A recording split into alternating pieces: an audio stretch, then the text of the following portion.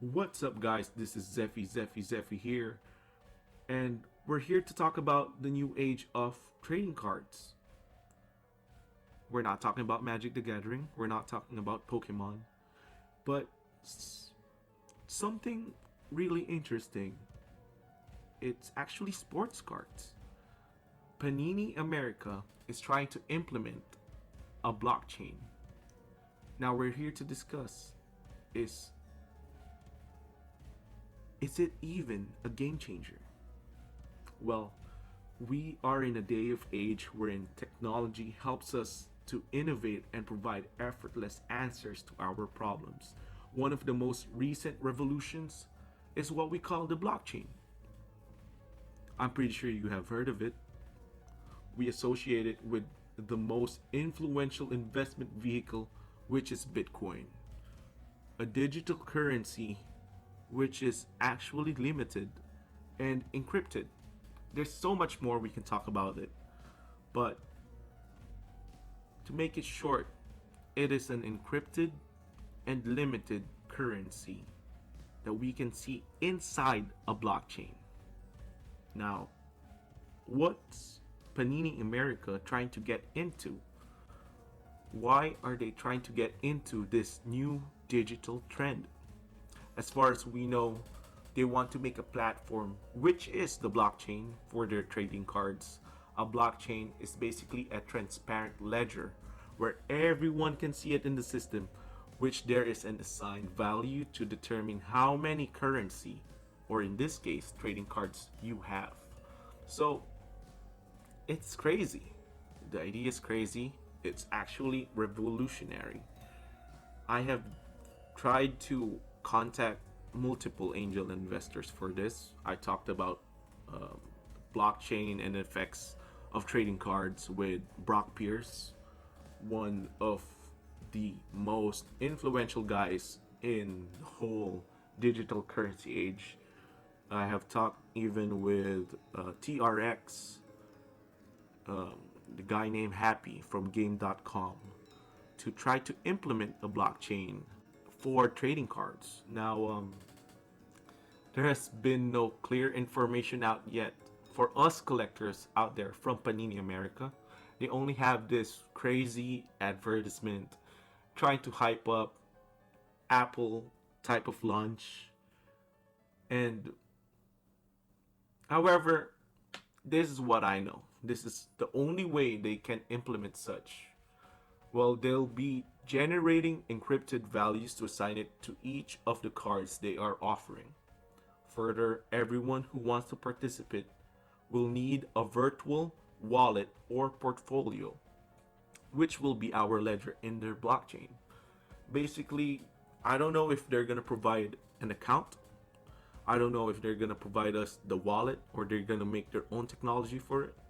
But from what I know from collecting Bitcoin and investing, is that we have this wallet that we use.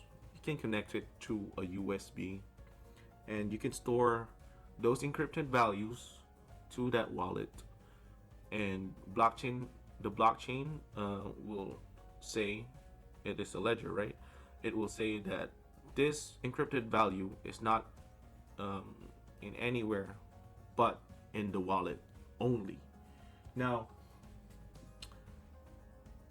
the questions here is rather intriguing. Do we even need it, right? Or is it even safe? In my educated opinion, yes, it will help us collectors, but it is not a necessity, right? Not necessarily what we need. We need better production, better everything, right? Better cut cards, better centering. That's what we want. The aesthetic value of our cards. The value of our cards. Are you overproducing anything? Now, to easily see the positive side of a collecting and investing standpoint is that this grants the validity of card collecting being an actual commodity or an investment vehicle. Moreover, This helps transferring ownership of that card from one place to another. Now, let's talk about that. Have you ever got a problem with shipping? So let's say you got this perfect card. You want to send it to either PSA, BGS. You wanted to send it to someone you tried to sell it to or try to trade it. Now that person's gonna be complaining, why is the card damaged? Why is it not perfect? Then you receive your grades from PSA, BGS, and they say, oh, it's not a perfect card. The centering's bad. The corners are damaged. It's actually something the blockchain type of card, type of trading card, virtual card is trying to answer, right? And it eliminates the hazards of damaging the actual card and preserving it from natural hazards. Further, third-party grading services like PSA and BGS will become obsolete, where they're gonna be bye-bye, they're gone. I think they'll be gone if this happens. This actually gives us an assurance that that specific card is from Panini, right? If Topps implements such the same thing, which I'm pretty sure they will try to match what Panini is trying to do. This will give us an assurance that it is the card. It is the only card, and we can see it. The number to 199, the number 1 of 1, we are sure that it's only 1 of 1 in the system. This assures that this specific card has this X amount of print runs. Us collectors want that information. Not everyone gets that information. Why would I buy a card which was mass produced, right? Why would I invest my money in something that's mass produced, right? That's what we want as collectors, and they're trying to solve it, okay? So right now we're talking about the positive light, right? And what's the other possibility of a digital trading card? Digital sports card that no one ever talks about, but I actually thought about it, and maybe Panini can hire me with this. But this can open up a new area into gaming. Have you ever thought about that? 2K, where are you at? The most bugged game, 2K20, NBA. We are finally answering that. If Panini will be able to do this, it is a game changer. They can go into gaming wherein digital cards can be used. It's not a display anymore. Okay, maybe. Yeah, it is a display. To the people who out there who has their graded card framed or put into a cabinet, put into a closet wherein there's glass so everyone can see it. That's a display. Or even a memento from your dad, right? This is a good chance for Panini to do something about their cards. They can beat Magic the Gathering, which I doubt. Maybe. If they make it as a game. It's just something that we think about. We need to think about. They can make a new game about NBA players. Trading card. They already got the license for NBA. But if it was a game, there will be competition. There will be an esport about it. There's more money that they can make. The ecosystem. That's what they're trying to do here. Well, to be honest, we don't have any information with Panini yet with what they are actually doing. But this is what I expect from what should happen for Panini America when they launch their own blockchain system. Now, we talked about the good things. However, with every new idea, there is a new risk. Are we even certain that they were able to get the best coders to their blockchain? Right? The people who are encrypting the value itself, do they have a working system or is it a concept? That was my problem when I was trying to pitch it with angel investors. They want an actual system. I have this great idea, but I don't have a system. I can't, what do you call this? I can't protect my ideas from my idea getting by someone else, correct? There is a problem with that. There is always going to be risk when it comes to blockchain. And for a new one, especially Panini. Panini, I never heard of them being an IT company. Did they hire the best of the best for coding to make their own blockchain? There will always be that question of safety.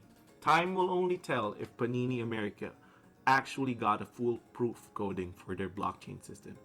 This is the only thing that actually scares me.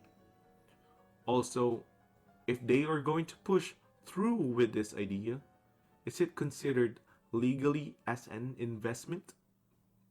Laws will now be more strict in the sense which might be a pain to the investors. Are we going to pay tax for this? Are we going to need insurance on this?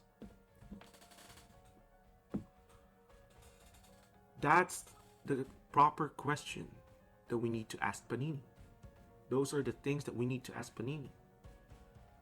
Laws can be strict, but again, it might be hard for us to buy it, but it can also safeguard us if anything negative occurs with their blockchain. How about local card shops, online stores? Okay, if there is a possibility, which there is, if they do a mass adoption of the blockchain concept, it will make brick and mortar store or even online stores obsolete. Well, not really, maybe in a mass adaption, right?